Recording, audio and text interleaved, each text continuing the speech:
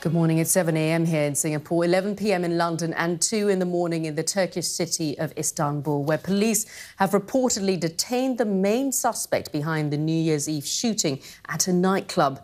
39 people were killed and 70 injured in the attack. The Islamic State has claimed responsibility for the shooting.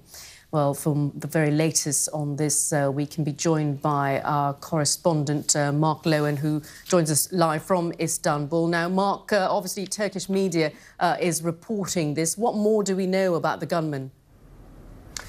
Well, reports tonight that 34-year-old Uzbek national Abdulkadir Masharipov was caught in an Istanbul suburb, Sharanjit. He was caught in the western suburb of Esenyurt after a massive police manhunt across the country for the last 2.5 weeks since that nightclub attack.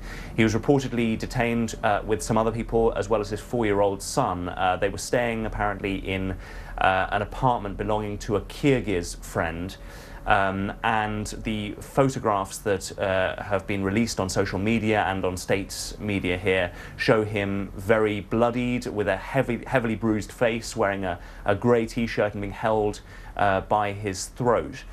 He is undergoing a medical check, and he is now being transferred to police custody. There were fears in the aftermath of the attack that he could have even escaped Turkey, because he managed to flee the nightclub after shooting dead 39 people. There were fears even that he could have escaped to so-called Islamic State-held territory, but it appears tonight that the Turkish police have finally caught the most wanted man in the country. Mark, the fact that there was this massive manhunt for him, as you say, and the fact that he's been caught within Istanbul, what does it say about the state of the security operations there? Well, two points on that. First of all, the state of the intelligence that appears to have holes in it, which is allowing, in a sense, or enabling these terror attacks to keep happening, because this was the 28th major terror attack in Turkey in the space of 18 months. So the fact that it happened at all will be, of course, the main concern for the country.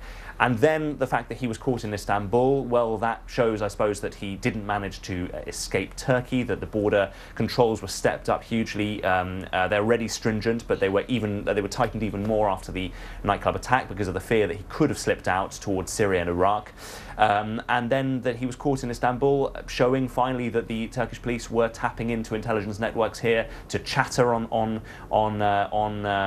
intelligence from intelligence networks and picking up some kind of location that they finally closed in on. There was a raid on another Istanbul suburb about a week ago, which didn't turn up anything else. But then tonight they managed to hone in on this place that is to the west of Istanbul, about 17 miles, about 25 kilometers to the west of the center of the city, and managed to get in. But it also shows, I think, Sharanjit, that he managed to benefit from a support network here to some extent, managing to take refuge in an apartment belonging to a Kyrgyz national. So big questions tonight, and he will clearly be questioned as to any kind of support network and any kind of help that he had to carry out this terror attack in the heart of the city. Indeed. Thank you so much for bringing us up to date with his capture there. Mark Lowen is in Istanbul.